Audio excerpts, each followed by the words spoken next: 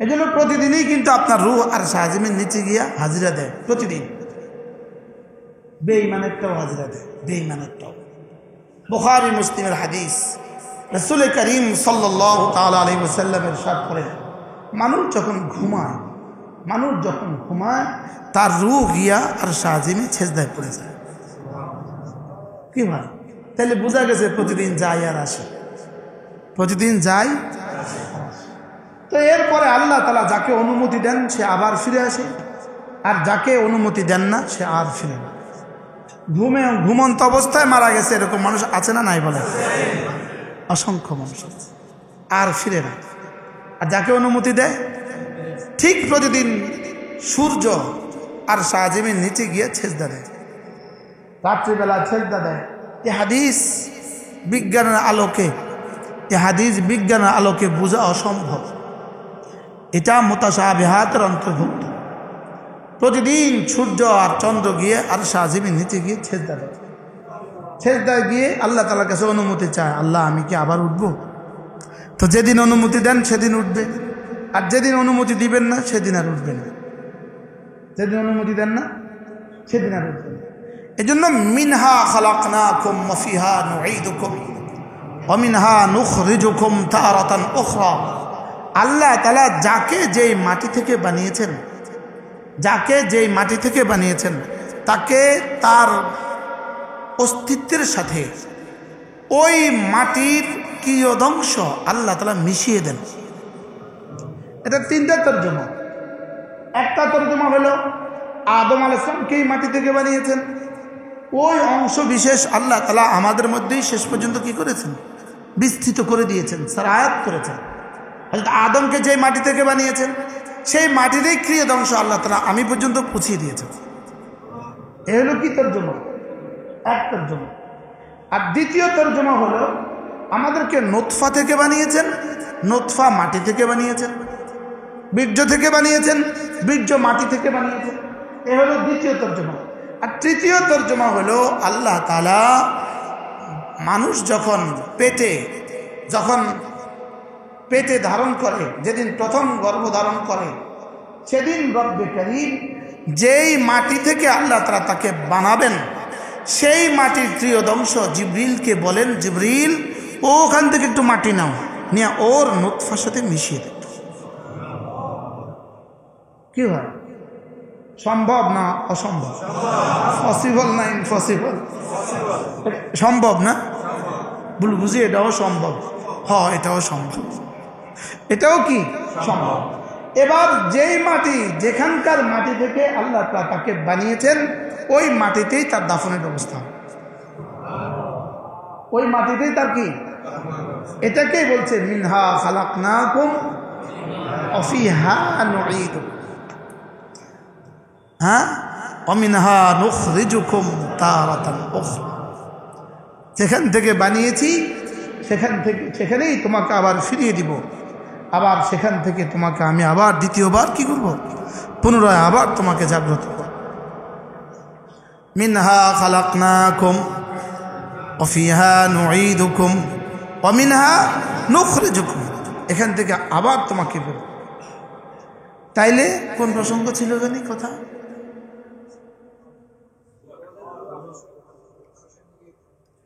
আচ্ছা, তাহলে শরীর মাটি থেকে আসা শরীর, এজন্য বুড়ো হইলে কোন দিকে ফিরে? নিচের দিকে নেমে যায়। আর রূহ কোত্থেকে আসা? এজন্য রূহ প্রতিদিন কোথায় যায়?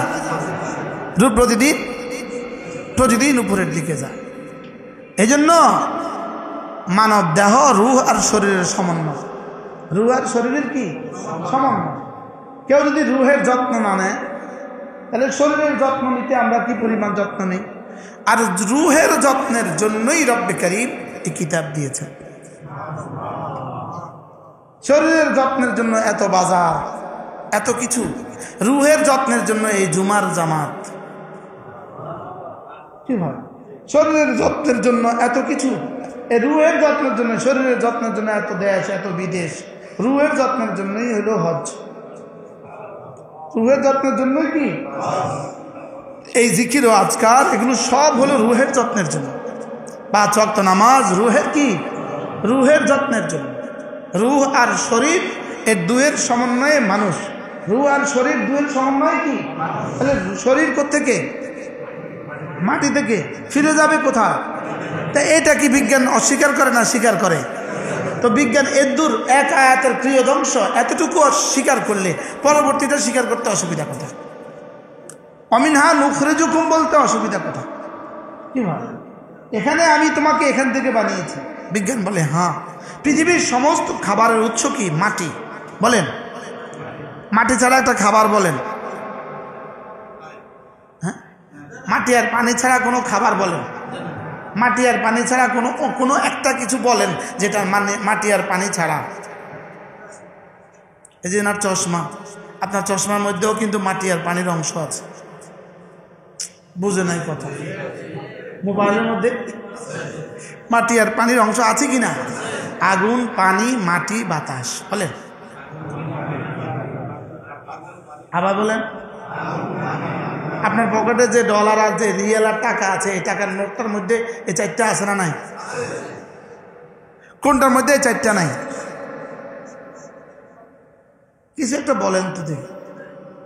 হ্যাঁ, তাহলে আগুন, পানি, মাটি, বাতাস, এই চারটার সমন্বয়ে আমার বডি তৈরি। এই জন্য মৃত্যুর পরে প্রথম মৌতের সঙ্গে সঙ্গে প্রথম কোনটা উদাও হয় শরীর থেকে? প্রথম বাতাস চলে যায়। প্রথম কোনটা বেরিয়েছে? এরপরে অ্যাট ওয়ান্স আলাল ফওর আগুন চলে যায়। কি চলে যায়? মৌতের পরে প্রেসার আর উঠে কি চলে গেছে? তাপ চলে গেছে। পা ঠান্ডা না গরম? ঠান্ডা। পা কি? আর মৌত শুরু হয় পা থেকে। মৌত শুরু হয় কি থেকে? এই জন্য আইসিইউর রুগী ডাক্তার পায়ে হাত দিয়া বুঝে তার সময় আর বেশি সময় নেই। নাকে হাত দিয়া বুঝে না, পায়ে হাত দিয়া বুঝে, গিয়েই পায়ে হাত দেয়। আইসিইউর রুগী ডাক্তার গিয়েই পায়ে হাত দেয়। আগে পা ধরে, পা ধরে বুঝে সমস্যা। পা ধরেই ডাক্তার বুঝে এনার সমস্যা। খোলো চলো। তাইলে ওখান থেকে মৌত শুরু হয়। প্রথম কোনটা যায়? বাতাস চলে যায়। এরপরে কোনটা যায়? আর রইল কোনটা? মাটি আর। কবরে যাওয়ার পরে সর্বপ্রথম চলে যায় পানি। সর্বপ্রথম যায় কি? পানি। 3 দিন 4 দিন 5 দিন পরেই তার প্রথম পেটটা ফেটে যায়। এরপরে শরীরের পানিগুলো নির্গত হতে থাকে। পানির সাথে মিশে যায়। যে পানি থেকে তার সৃষ্টি সেই পানির সাথে তার পানি মিশে যায়। যে মাটি থেকে তার সৃষ্টি এই মাটির সাথে তার মাটি মিশে যায়। ওই বাতাসের সাথে তার শরীরের বাতাস মিশে যায়। এইভাবে সে এক সময় কি হয়? নিশ্চিন্ন হয়। আর রব্বে কারীম বলেন এটাকে আমি আবার বানাই। তো রব চ্যালেঞ্জ করেন, এটাকে আমি আবার বানাই, তোমার কাছে এটা আশ্চর্য মনে হয়? রব বলেন আমি তোমাকে আউয়ালা মাররা, আমি তোমাকে প্রথমবার বানিয়েছি, সেটা কি আশ্চর্য ছিল না? হ্যাঁ, আমার মনে হয় 90 বা 91 সালে সামাদের মাঠে বয়ান ছিল। হযরত মৌলানা হাবিবুল্লাহ মিসবাহ রহমাতুল্লাহর বয়ান ছিল। হযরতের আগে আব্বা বয়ান করছেন। আব্বা তখন ওই আয়াত পড়ছেন সূরা বাকারা, ওহিয়া রামিম। সূরা বাকারার ওই শেষ আয়াত, সূরা ইয়াসিনের ওই শেষ পৃষ্ঠার আয়াত। وضرب لنا مثلا ونسي خلقه। তারপরে বলুন وضرب لنا مثلا ونسي خلقه قال من يحيي العظام وهي رميم। তখন তো ছোট ছাত্র ছিলাম, তখন তো এত পড়া হয় নাই। তা আব্বার মুখ থেকে প্রথম শুনছিলাম এই আয়াতের শান নজুল। উকবা বিন আবি মুঈত মুক্কার এক কাফের, সে রাসূলকে গিয়ে বলল একটা হাড্ডি দুরিদা বলিদা একদম চূর্ণ বিচূর্ণ একটা ওটের হাড্ডি নিয়ে আসে রাসূলের সামনে এটাকে এভাবে করছিল, আর ওটা ঝরে ঝরে পড়ে যাচ্ছিল। এটাকে বলে রামিন, চূর্ণ বিচূর্ণ হাড্ডি, পুরাতন হাড্ডি। এবার সে কি বলল? মুহাম্মদ তোমার রব কি এটাকেও আবার জীবিত করবে?